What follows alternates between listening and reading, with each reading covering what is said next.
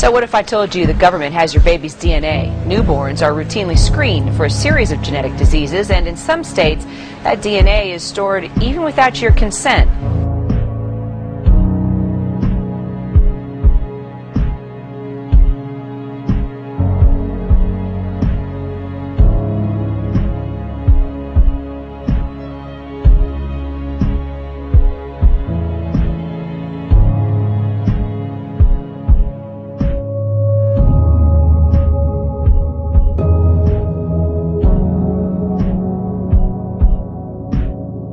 Vaxdesign is developing a clinical trial in a test tube that simulates the human immune response in a high-throughput method.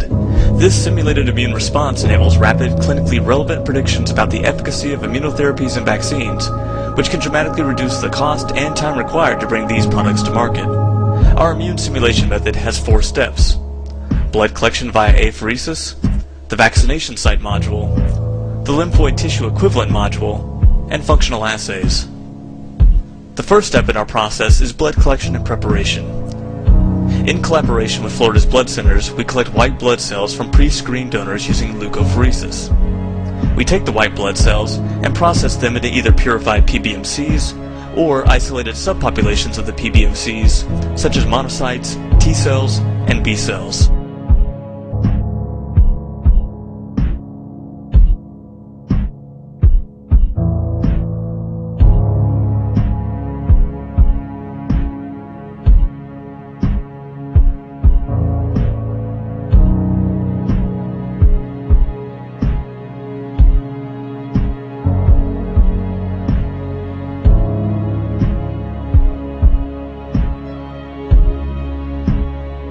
The British government already has one of the world's biggest DNA databases, holding 4.5 million samples of genetic material. British police also support a proposal for a DNA registry to cover the whole of the European Union, with the addition of an EU-wide automated finger recognition system.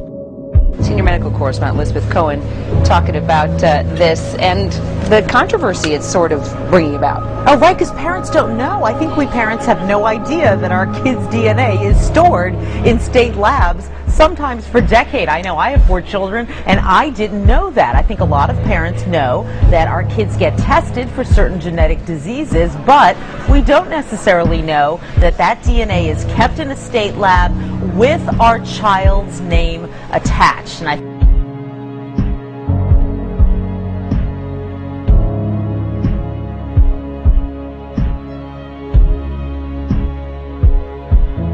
At the FBI crime labs in New York, forensic science is uncovering the kind of genetic information that could be used to target population groups. Identifying individual people from samples of hair or blood has become possible by looking at human DNA.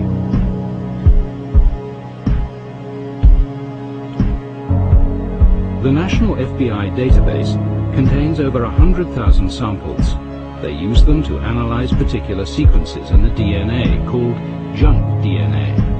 Variations in these sequences now allow the FBI to distinguish one person from another.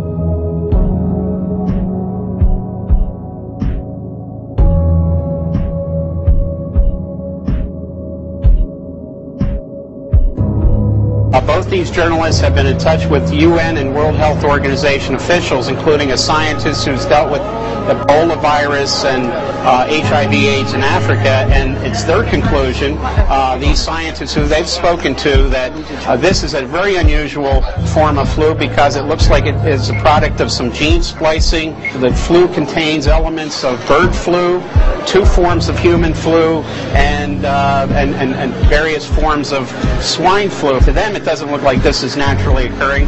The other thing is the target for this flu, as opposed to other flus, it's not the very young and the very old, it's people between the ages of 20 and 45. And the other thing is people are not contracting this from pigs. The National Pork Council here in America says pigs are not being affected. This is human-to-human contact, so people who either eat pork or are exposed to pigs are not getting this flu. Very unusual, and of course the scientists are very alarmed by the way it's being spread and the speed at which it's being.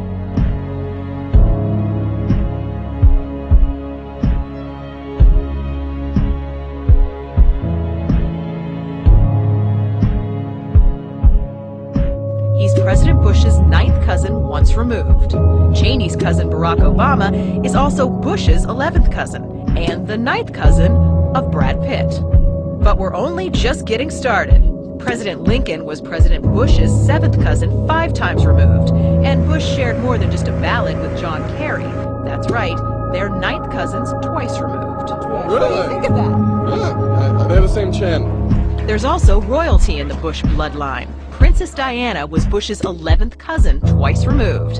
And then there's this bombshell. Happy birthday, Mr. President. Sure, she may have been singing to JFK, but what about GWB? He is, after all, her 9th cousin 3 times removed.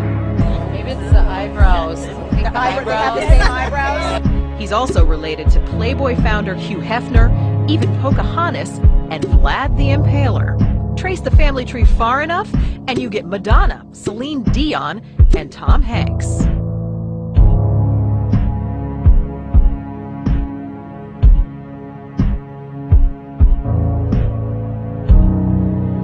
The second step is the construction of the vaccination site module, which mimics human skin or peripheral tissue for representation of innate responses. We prepare 96 well plates seated with a collagen layer covered with a human cell endothelium. Each of the wells is effectively one human test subject.